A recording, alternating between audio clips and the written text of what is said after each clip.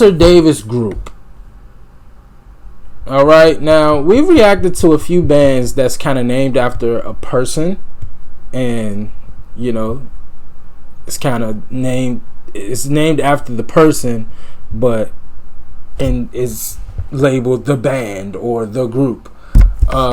So I can't wait to find out who Spencer Davis is. Never heard of him. Never heard of any of their songs, but I am excited and ready to find out.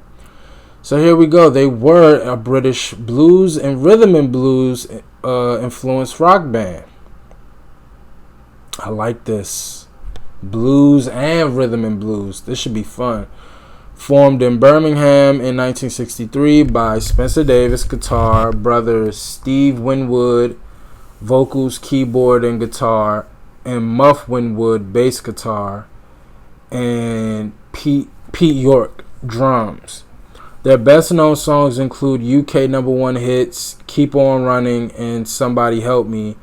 And the UK and US top 10 hits, Gimme Some Lovin', which is what we react to today, and I'm a Man. Steve Winwood left in 1967 to form rock band Traffic. Never heard of them either. After releasing a few more singles, the band ceased to be active in 1969. Davis revived the group on 2 more occasions without the involvement of the Winwood brothers. First in 1973 through 1974 for 2 more albums, and again from 2006, since when they had primarily been a touring act. Davis died October 19, 2020, effectively ending the band. Wow, R.I.P. Spencer Davis. So let me see Spencer. Gotcha. Okay. Gotcha. All right. Well, already we know that this was a big hit, not only in the UK but in the US. And this is one of their bigger records. Not a long run, and they didn't really get into too much of the specifics of their accolades and their success. But again, that's short of a run. I'm not really surprised. But ready to hear the music.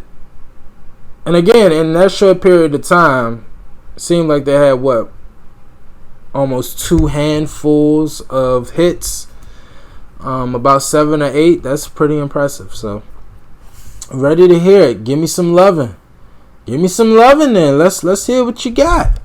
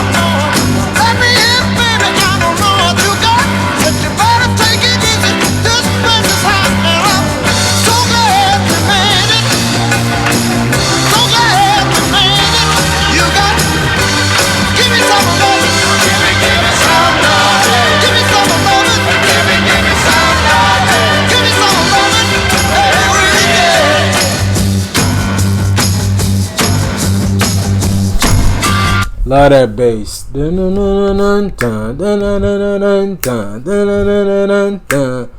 Yeah, and this is definitely so R&B. Well, it said blues and R&B influence. Yeah, they're definitely a rock band. It's definitely rock. You know who it kind of remind me of, and maybe it's the keyboard just going crazy. It sound a little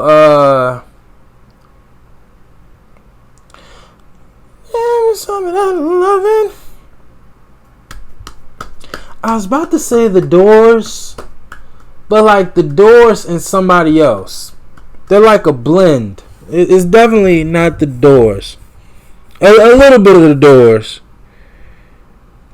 Uncle Ray and on the Doors and keyboards.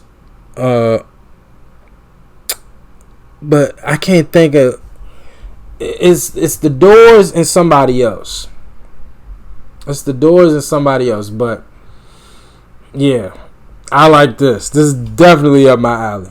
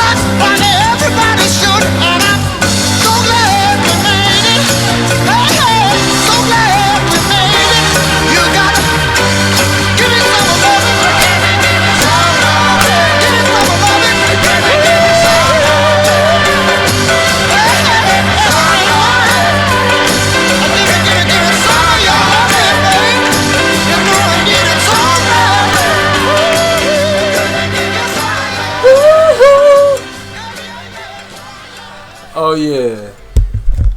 Yeah, I like that. Give me some lovin'. You got to give me some lovin'. Yeah, I like that. Yeah, this is right up my alley right here. That's right up my alley. I love everything about that. That bass.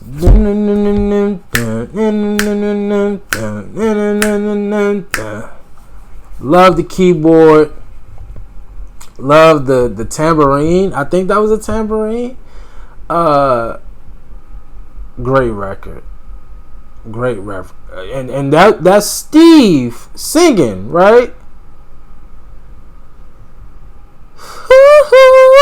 I heard him at the end. Yeah, Steve got it. Steve got that soul in him. I definitely heard that. I love this record. Y'all know that's right up my alley. For real, for real. First recorded, released as a single in 1966, reached the top 10 of the record charts in several countries. Rolling Stone included it on its list of 500 greatest songs. Other artists have also recorded versions of the song.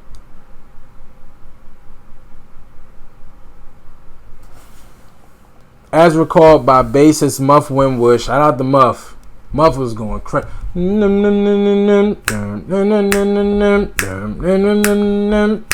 that bass. The song was conceived, arranged, and rehearsed in just half an hour. At the time, the group was under pressure to come up with another hit following the relatively poor showing of their previous single, When I Come Home, written by Jamaican-born musician Jackie Edwards, who had also penned their earlier number one hits, Keep On Running and Somebody Help Me. The band auditioned and rejected other songs Edwards offered them, and they let the matter slide until, with a recording session looming, manager Chris Blackwell took them to London, put them in a rehearsal room at the Marquee Club, and ordered them to come up with a new song. We started to mess about with riffs, and it must have been 11 o'clock in the morning. We hadn't been there half an hour, and this idea just came. We thought, bloody hell, this sounds really good. We fit it all together, and by 12 o'clock, we had the whole song. Steve had begun singing, give me some lovin', just yelling anything. So we decided to call it that.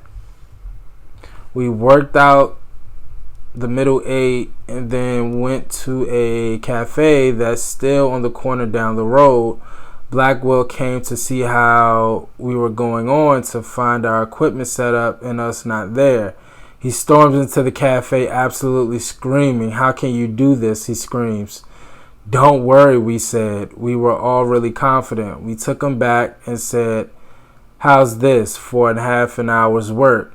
We knocked off "Gimme Some Lovin'" and he couldn't believe it. We cut it the following day and everything about it worked. That very night we played a North London club and tried it out on the public. It went down a storm. We knew we had another number one. That's a great story. It's a great story. Who told the story? Who was telling the story? I'm assuming Muff is the one who just told that story. That's a great story. Great story. Under pressure, gotta come up with something. Manager, everybody's pressing you to make another hit. Half an hour, got one. You know you got one. You're confident in it. No second guessing it. And great story. Love everything about that. Give me some lovin'. It was number 7 in the U.S. That's good. That's good. Olivia Newton-John covered it in 1978. The Blues Brothers. Give me some lovin'. Love this record, man. Again, y'all know, and I really want to throw this in a little bit of soul as well. But y'all know when it comes to me and music, I'm such a groupie for just that soul and that up-tempo blues. Like it's just a vibe. It's something that I can't describe. I can't tell you why it resonates with me the way that it does, but it's just such a great feel. You know who would almost kind of remind me of Joe Cocker. Joe Cocker, just a little bit. And it's been so long since I reacted to Joe Cocker. Joe gave us some great moments. With a Little Love from My Friends is still one of my favorite records and reactions. Fontana. That's the label. I never heard of Fontana. Fontana. A record label that was started in the 1950s. Phillips Records. Never heard of that either. Okay, that's interesting. United Artists for the U.S. Gotcha. Well, look here, man. I love everything about this record. Perfect introduction record. I absolutely enjoyed every second of it. Love the story as well. The story, I know the story. I'm a groupie as well for a great story. And I love stories like this when an artist or a group, they're down and out. Their back is kind of against the wall and they got to come up with something, and they do. It really speaks to their talent when you can kind of just, under duress, create. Pressure makes diamonds, as they say. And this was definitely a diamond in the rough, and absolutely incredible record. I love everything about it. Instrumentation, vocals from Steve Winwood.